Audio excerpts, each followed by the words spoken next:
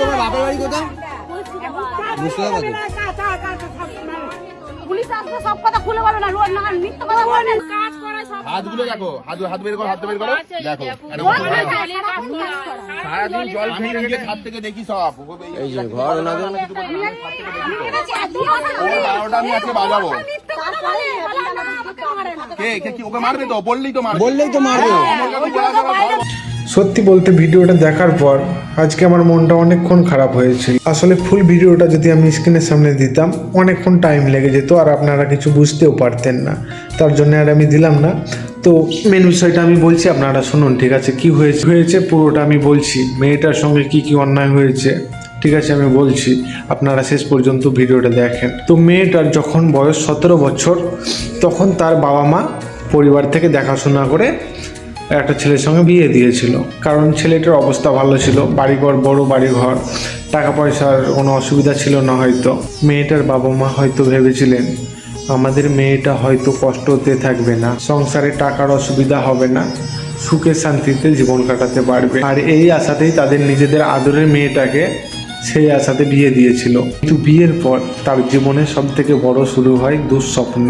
মেয়েটাকে অন্তত নিজের বাবা মায়ের সঙ্গেও কথা বলতে দেওয়া হতো না, তাদের নাম্বার নাকি ব্লক করে রেখেছিল। সে নিজেই বলছে মেয়েটা বাড়ির বাইরে যেতে পারতো না, পাড়ার কারোর সঙ্গে মিশতে দিত না। ভোর 4টে থেকে বাসন মাজা থেকে শুরু করে সংসারের সব কাজই তাকে করতে হতো। এতটাই কাজ করানো হতো যে তার হাতে ঘা হয়ে গিয়েছিল জল ঘেটে ঘেটে। আর সব থেকে কষ্টের বিষয় কি জানেন? যখন মেয়েটা অন্যায়ের বিরুদ্ধে মুখ তুলতো বা কিছু বলতে যেত, তখন তার শ্বশুর শাশুড়ি আরও বাড়িয়ে বাড়িয়ে সেই ছেলেটাকে বলতো যার সঙ্গে বিয়ে হয়েছে, এবং সেই ছেলেটা তার স্ত্রীকে বিশ্বাস না করে তার বাবা মায়ের কথা শুনে সে তার স্ত্রীকে আরও অত্যাচার করতো, ঘর বন্ধ করে মারধর করতো। একটা মেয়ে কতটা কষ্ট পেলে বা কতটা জ্বালা যন্ত্রণা পেলে সে তার মুখ খুলতে বাধ্য হয়, আমরা হয়তো সেটা কখনো বুঝতে পারবো না। তবে একটা বিষয় দেখে ভালো লাগলো, সেই পাড়ার লোক অন্তত এইসব অন্যায় দেখে তারা চুপ করে থাকেনি, তারা মেয়েটার পাশে দাঁড়িয়েছে, সাহস দিয়েছে। আজকালে এমন মানুষ খুবই কম দেখা যায়। আর এখানেই আমি সব বাবা মার কাছে একটা কথা বলতে চাই, শুধু টাকা দেখে মেয়ের বিয়ে দেবেন না।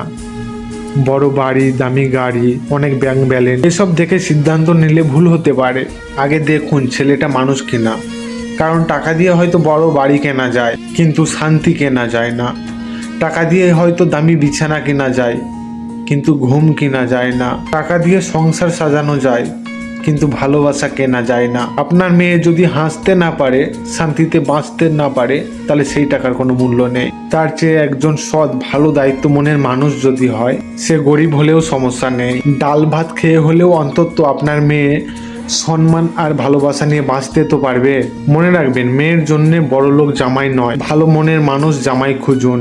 কারণ সুখ টাকায় নয়, মানুষের ব্যবহারে লুকিয়ে থাকে। টাকা দেখে বিয়ে দিলে হয়তো বাড়ি বড় হবে, কিন্তু মানুষ দেখে বিয়ে দিলে মেয়ের জীবনটাই সুন্দর হবে। আচ্ছা, সবাই ভালো থাকবেন, দেখা হচ্ছে পরের কোনো ভিডিওতে। Thanks for watching my video.